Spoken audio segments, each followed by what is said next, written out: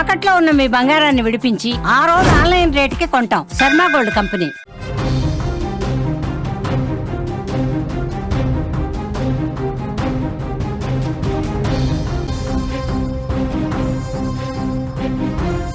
సహస్ర హత్య కేసు ఏదైతే సహస్ర హత్య కేసు ఉందో ఈ హత్య కేసు పొర్రపాటున చేసిన హత్యగా కనిపించట్లేదు.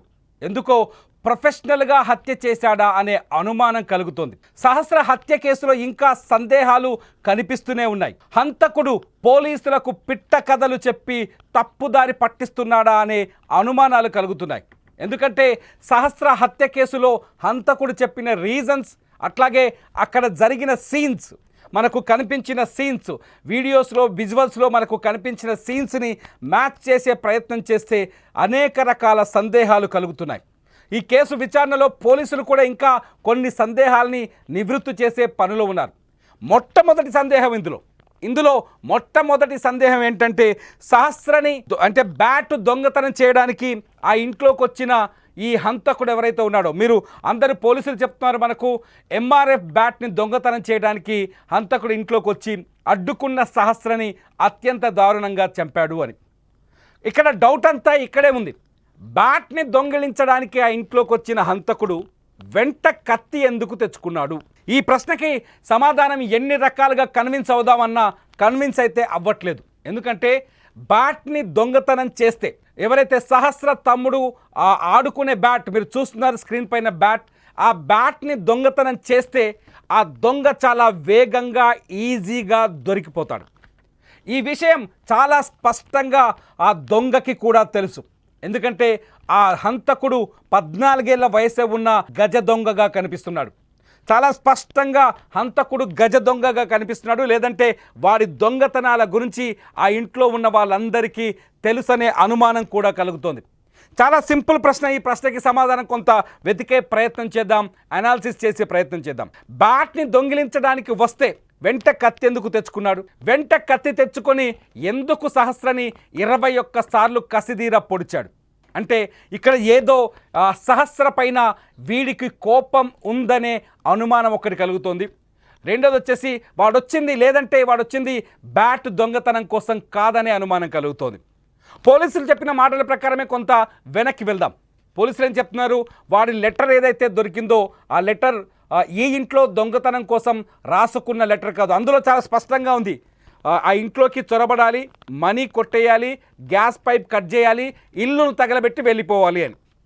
మనకు వాడు రాసిన ఇంగ్లీషు, వాడు 10th క్లాస్ చదివాడు కానీ యూకేజీ వాడు రాసే ఇంగ్లీష్లో రాశాడు. ఆ లెటర్ని మనం పరిశీలిస్తే అతను 10th క్లాస్ చదివానని చెప్తాడు కానీ యూకేజీ వాడు రాసే భాషలో రాశాడు. ఎందుకంటే వీడు స్కూల్కి వెళ్ళడు, చదువుతుంది 10వ తరగతి అయినప్పటికీ వీడు స్కూల్కి వెళ్ళడు, స్కూల్లో ఎవరితో మాట్లాడడు, స్కూల్కి వెళ్ళమని తల్లిదండ్రి వీని మీద ఫోర్స్ చేయరు, స్కూల్కి వెళ్ళకపోయినా వీడిని పట్టించుకోరు, ఇంకా చెప్పాలంటే వాడు స్నానమే చేయడు. మనకున్న సమాచారం ప్రకారం అక్కడ తెలుస్తున్న గ్రౌండ్ రియాలిటీ ప్రకారం చూస్తే వాడు స్నానం కూడా చేయడని అర్థమవుతుంది. అటువంటి వాడు సహస్ర ఇంట్లోకి వెంట కత్తెందుకు తెచ్చుకున్నాడు? ఒకవేళ బ్యాట్ని దొంగిలించడానికి వచ్చేటప్పుడు ఎవరైనా ఎదురిస్తే కత్తితో బెదిరించాలనుకున్నాడు అని అనుకుందాం, మన మాటకు అనుకుందాం. వాళ్ళ మమ్మీ సహస్ర తల్లి ఉండేది, ఆమెను కూడా పొడిచేవాడేనా? లేకపోతే తండ్రి ఉండేవాడు, అతన్ని కూడా పొడిచేవాడా? పిల్లాడుంటే పిల్లాడిని పొలిచేవాడా? అంటే వాడు వచ్చింది బ్యాట్ని దొంగతనం చేయడానికి కాదు, వేరే ఏదో దొంగతనం చేయడానికి వచ్చాడు అనే డౌట్ కలుగుతుంది ఇక్కడ. ఎందుకంటే వాడు నెల రోజుల క్రితం లెటర్ రాసుకుంది దొంగతనం కోసమే. 2 నెలల క్రితం ఆ ఫోన్ కొనుగోలు చేసింది, తల్లి డబ్బు ఇవ్వకుండా, తండ్రి డబ్బులు ఇవ్వకుండా ఒక ఫోన్ కొన్నాడు. ఆ ఫోన్ కూడా దొంగతనం చేసే కొన్నాడని అర్థమవుతుంది చాలా స్పష్టంగా ఇక్కడ. అందుకనే ఈ ప్రశ్న పైన అనుమానాలు కలగడానికి ఇన్ని రీజన్స్ ఉన్నాయి. బ్యాట్ని దొంగతనం చేయడానికి వచ్చేవాడు వెంట కత్తెందుకు తెచ్చుకుంటాడు? ఇక్కడే ఇంకొక క్వశ్చన్, ఇందులోనే ఇంకొక యాంగిల్లోకి వెళ్దాం. ఒకవేళ ఆ బ్యాట్ని దొంగిలించడానికి ఇంట్లోకి వచ్చాడనుకోండి, కత్తి తీసుకొని ఇంట్లోకి వచ్చి బ్యాట్ని దొంగిలించడానికి వచ్చాడనుకోండి, ఆ బ్యాట్ ఎంతసేపట్లో దొరుకుతుంది? దొంగతనానికి గురైన బ్యాట్ ఈజీగా దొరుకుతుంది కదా. రేపు పొద్దున మళ్ళీ సహస్ర తమ్ముడితోటే కదా వీడు క్రికెట్ ఆడాల్సింది. క్రికెట్ ఆడుతాడు మనం అనుకుందాం, సహస్ర తమ్ముడితోటే ఆడతాడు కదా, లేకపోతే స్కూల్ ఫ్రెండ్స్తో ఆడతాడు కదా, లేకపోతే ఇంకో గల్లీలో ఆడతాడు కదా. ఎక్కడ ఆడినా ఈ ఎంఆర్ఎఫ్ బ్యాట్ ఈజీగా దొరుకుతుంది కదా. రంగుతో ఎంఆర్ఎఫ్ అని రాస్తున్న ఈ బ్యాట్ని ఈజీగా గుర్తించవచ్చు కదా. 150 రూపాయలు ఈ బ్యాట్ని. అంటే వాడు వచ్చింది బ్యాట్ని దొంగిలించడానికి కాదు, ఖచ్చితంగా హత్య చేయడానికే వచ్చాడనే అనుమానాలు ఇక్కడ చాలా స్పష్టంగా బలపడుతున్నాయి. ఎందుకంటే హంతకుడు అత్యంత ప్రొఫెషనల్గా కిల్ చేసి చంపాడు అమ్మాయిని. 21 సార్లు పొడవాల్సిన అవసరం ఏముంది అమ్మాయిని? 21 సార్లు ఎందుకు పొడుస్తాడు? ఏదైనా కోపం ఉంటే కానీ, లేకపోతే ఏదైనా పగ ఉంటే కానీ. ఎందుకంటే టీవీ సీరియల్స్ చూసో లేకపోతే ఓటీటీ ప్లాట్ఫామ్స్ చూసో హత్య చేసే వరకు మాత్రం ఇక్కడ కూడా ఇంకోటి కూడా అనుకుందాం, ఈ పగ ప్రతీకారాలు లేకుండా ఇంత దారుణంగా ఎవడు చంపడు. కొద్దిసేపటి క్రితమే చూసాం, బోడుప్పల్లో మహేందర్ రెడ్డి అనేవాడు తన భార్యని కత్తితో ముక్కలు ముక్కలుగా నరికాడు. అది ప్రతీకారం, పగ, వదిలించుకోవాలనే ఆలోచన. మరి వీడికి ఎందుకు అనిపించింది? 20 సార్లు పొడవాల్సిన ఆలోచన వీడికి ఎందుకు వచ్చింది అంటే ఖచ్చితంగా వాడి ఉద్దేశం ఏంటంటే వాడు పొరపాటున చేసిన హత్య కాదు, ఇది ప్రొఫెషనల్గా చేసిన హత్య అని అర్థమవుతుంది. ఇక రెండో పాయింట్లోకి వెళ్తే వీడు ఈ హంతకుడు నిజంగా ఓటీటీలను చూసి సోషల్ మీడియాను చూసి ప్రభావితమయ్యాడని మనం అనుకుందాం. ఓటీటీలను సోషల్ మీడియాను చూసి ప్రభావితమైతే హత్య చేసే వరకు మాత్రమే కనిపిస్తుంది, కానీ హత్య జరిగిన తర్వాత ఖచ్చితంగా భయం కలుగుతుంది. 14 ఏళ్ల పిల్లాడు పొరపాటున హత్య చేశాడు. పొరపాటున అంటే తప్పించుకునే క్రమంలో హత్య చేశాడు. ఆ హత్య చేయడానికి ధైర్యం ఓటీటీల నుంచి లేకపోతే ఇంటర్నెట్లో దొరికిన అడల్ట్ కంటెంట్ నుంచి దొరికింది. కానీ హత్య చేసిన తర్వాత దాన్ని 5 రోజుల పాటు దాచిపెట్టే ధైర్యం ఎక్కడి నుంచి తెచ్చుకున్నాడు? దీనికి మళ్ళీ కారణాలు అనేకం కనిపిస్తున్నాయి. వీడు హంతకుడని ఆ కుటుంబ సభ్యులకు ముందే తెలుసా? ఇక్కడ అనుమానాలకి కారణం అదే. వీడు హంతకుడని ఆ ఫ్యామిలీ మెంబర్స్కు తెలుసా? వీడు హత్య చేశాడని తెలిసినాక కూడా దాచిపెట్టారా? వీడు హత్య చేశాడని దొంగతనాలు చేస్తాడని తెలిసి కూడా వీని తల్లి అనుమానించలేకపోయిందా? ఇవన్నీ ప్రశ్నలు ఇక్కడ ఎదురుపడుతున్నాయి. ఖచ్చితంగా వీడు నేరస్తుడనే విషయం, 14 ఏళ్ల వయసులోపే వీడు నేరస్తుడిగా మారిపోయాడనే విషయం ఖచ్చితంగా ఆ కుటుంబ సభ్యులకి స్పష్టంగా తెలుసు. అతని తండ్రికి ఖచ్చితంగా ఏదో మూలాన ఖచ్చితంగా తెలుసు. ఎవరికి తెలియకపోయినా కొడుకు మనసు అమ్మకు తెలిసే ఉంటుంది. ఈ అనుమానమే కలుగుతుంది. వీడు హత్య చేసిన తర్వాత కుటుంబ సభ్యులు దాన్ని దాచిపెట్టారేమో అనే సందేహం కలుగుతుంది. ఎందుకంటే వాళ్ళ అమ్మ మాటల్లోనే పోలీసులు చెప్పిన దాని ప్రకారం వింటే చాలా స్పష్టంగా చెప్పింది వాళ్ళ అమ్మ పోలీసులకు 2 నెలల క్రితం. ఎందుకంటే వాళ్ళ అమ్మ ఒక హౌస్ కీపింగ్గా పనిచేస్తుంది. వాళ్ళ నాన్న ఇంట్లోనే ఉంటాడు, ఏ సద్యోగం చేయడు. వాడికి ఒక అక్క ఒక చెల్లి ఉంది. వీడు ఎందుకంటే ఇంకొక మహిళని ఆ అక్క వయసులోనో చెల్లి వయసులో ఉన్న ఇంకొక బాలికని చంపడానికి అంత ఈజీగా వాడికి చేతులు రావు, ఏదో పగ ప్రతీకారం ఉంటే తప్ప. అందుకోసమే అడుగుతావు ఈ అనుమానాలు కలుగుతున్నాయి. తల్లి ఖచ్చితంగా వీడు చంపేశాడనే విషయాన్ని గుర్తించి ఉంటుంది. ఎందుకంటే పోలీసులకు వాళ్ళ అమ్మ చాలా స్పష్టంగా చెప్పింది ఏంటంటే 2 నెలల క్రితం మేము డబ్బులు ఇవ్వకపోయినా వాడు ఫోన్ కొనుక్కున్నాడంటే దొంగతనం, అంటే నేరం చేశాడు ఏదో ఒకటి. అది దొంగతనం కావచ్చు, లేకపోతే ఎదుటివారి ఫోన్ కొట్టేయచ్చు, లేకపోతే ఎవరినైనా కొట్టి డబ్బులు తెచ్చుకోవచ్చు, లేకపోతే ఏదైనా ఇంటిని దోచి డబ్బులు తెచ్చుకోవచ్చు. వీడు పక్కా ప్రొఫెషనల్ క్రిమినల్. 14 ఏళ్ల లోపు వయసున్న వీడు పక్కా ప్రొఫెషనల్ క్రిమినల్ అని ఇక్కడ స్పష్టంగా అర్థమవుతుంది. రెండో విషయం వాళ్ళ అమ్మ చెప్తుంది, నాకు కొంత నేను అనుమానించాను, నువ్వే నన్ను పట్టిస్తావా అని అన్నాడు అని. అంతే కదా, నువ్వు పట్టించాల్సిందే కదా.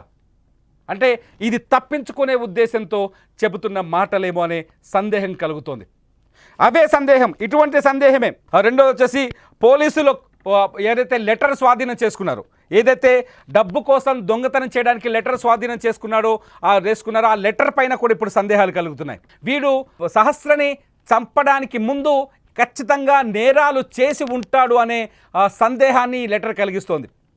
ఎందుకంటే ఈ లెటర్ 2 నెలల క్రితం రాశాడా, నెల రోజుల క్రితం రాశాడా, వారం క్రితం రాశాడని పక్కన పెడితే వాడి బ్రెయిన్లో ఉన్న నేరపూరితమైన ఆలోచనని ఒక పేజీ మీద పెట్టాడు. అంటే గతంలో వీడు ఈజీగా దొంగతనం చేయగలిగాడు, గతంలో వీడు డబ్బులు కొట్టుకొచ్చాడు.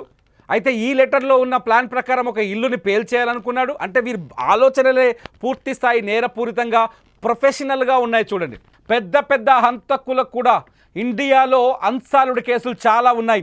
అటువంటి హంతకులకు ఉండే ఆలోచన వీడుకుంది. అంటే వీడు చిన్న నేరాలు లేకపోతే ఈ హత్యకు ముందు కొన్ని బలమైన నేరాలు చేసి ఉంటాడు అనేది ఈ లెటర్ ద్వారా అర్థమవుతోంది. అంటే సహస్ర హత్య వెనుక బ్యాట్ దొంగతనం అనేది పూర్తి స్థాయి మోడస్ ఆపరాండి కాదేమో అనిపిస్తుంది. ఎందుకంటే వీడు హత్య చేసి 5 రోజులు ఇంట్లో మౌనంగా ఉన్నాడు, స్కూల్కి కూడా వెళ్ళాడని మనకు సమాచారం ఉంది. అటువంటప్పుడు వీడి ఐదు రోజులు ఈ హత్యని దాచగలిగిన వాడు పోలీసులకు తప్పుడు సమాధానాలు, తప్పుడు మాటలు చెప్పాడు అంటే ఎందుకు నువ్వు నమ్మాలి? ఖచ్చితంగా పోలీసులకు వీడు తప్పుడు సమాధానాలు చెప్పాడనిపిస్తోంది. అంతేకాదు పోలీసులను కూడా రాంగ్ రూట్ పట్టిస్తున్నాడేమో అనే అనుమానం కలుగుతోంది. సహస్ర తల్లిదండ్రులు బోరున విలపిస్తున్నారు. హంతకుడు పక్కింట్లో ఉండేవాడే, తన కూతురు బర్త్డేకి కేక్ తినిపించి వెళ్ళిన వాడే తెలిసిన తర్వాత. సో సహస్ర హత్య కేసులో ఇంకా చిక్కుముడి వీడని ప్రశ్నలు చాలా కనిపిస్తున్నాయి. అయితే పోలీసులు ఆ రోజు ఏదైతే శనివారం రోజు ప్రెస్ మీట్ పెట్టారో చాలా స్పష్టంగా చెప్పారు, ఈ కేసులో ప్రతి ఆధారాన్ని, ప్రతి డాట్ని కనెక్ట్ చేస్తూ వెళ్తామని. కానీ ఈ కనెక్టింగ్లో ఖచ్చితంగా ఈ ప్రొఫెషనల్ కిల్లర్ 14 ఏళ్ల లోపున్న వాడికి శిక్ష సరిగ్గా పడదు, పూర్తిస్థాయి శిక్ష పడదు. కేవలం అతనికి మానసిక మార్పును తీసుకొచ్చేందుకు జువైనల్ హోమ్కు మాత్రమే పంపిస్తారు. అతనికి కఠిన కారాగార శిక్ష కూడా ఉండదు. అతని హంతకుడిగా కూడా పెద్దగా పరిగణించరు. మానసిక స్థితి సరిగ్గా లేని వ్యక్తిగానే చూస్తారు. మానసిక బలాన్ని లేకపోతే మానసిక మార్పును తీసుకొచ్చే ప్రయత్నం చేస్తారని చట్టం చెబుతోంది. ఈ నేపథ్యంలో వీడు ఒక ప్రొఫెషనల్ క్రిమినల్గా, ఒక ప్రొఫెషనల్ కిల్లర్గా చాలా స్పష్టంగా కనిపిస్తున్నాడు. దీనికి కారణాలు ఇవే. హత్య చేసిన విధానాన్ని కూడా ఒకసారి ఆలోచించండి. వీడు కత్తి ఇంట్లోంచి తీసుకొని వెళ్ళాడు. పోలీసుల మాటల ప్రకారం నలుపు రంగు పిడి ఉన్న కత్తిని ఇంట్లోంచి తీసుకొని సహస్ర ఇంట్లోకి వెళ్ళాడు.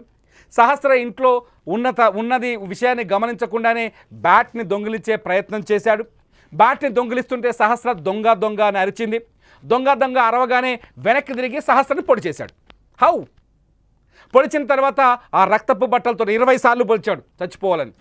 సాధారణంగా ఏ దొంగ అన్నిసార్లు ఆలోచన చేసి ఆ అమ్మాయిని అరవకుండా చేసి గొంతు మీద చేయితో మూసి హత్య చేస్తాడా? అంటే చంపి హాయిగా మళ్ళీ ఆ కత్తి తీసుకొని ఇంటికి అదే గోడ దుక్కి ఇంటికి వెళ్ళి పారిపోయి ఇంట్లోకి వెళ్ళి స్నానం చేసి బట్టలన్నీ ఉతికేసుకొని కత్తిని కడిగేసి ఫ్రిడ్జ్ మీద పెట్టి ఆ తర్వాత తన కుందేలును తీసుకొని డాక్టర్ దగ్గరికి వెళ్ళాడు. మీరు నమ్ముతున్నారా ఈ కథని? నాకు నమ్మాలని అనిపించట్లేదు. ఎందుకంటే డౌట్స్ చాలా ఉన్నాయి, డౌట్స్ చాలా కలుగుతున్నాయి. పోలీసులు వీడిని మళ్ళీ విచారించాల్సిన అవసరం ఉందని అనిపిస్తోంది. మళ్ళీ సీన్ రీకన్స్ట్రక్షన్ చేయాల్సిన అవసరం ఉంది.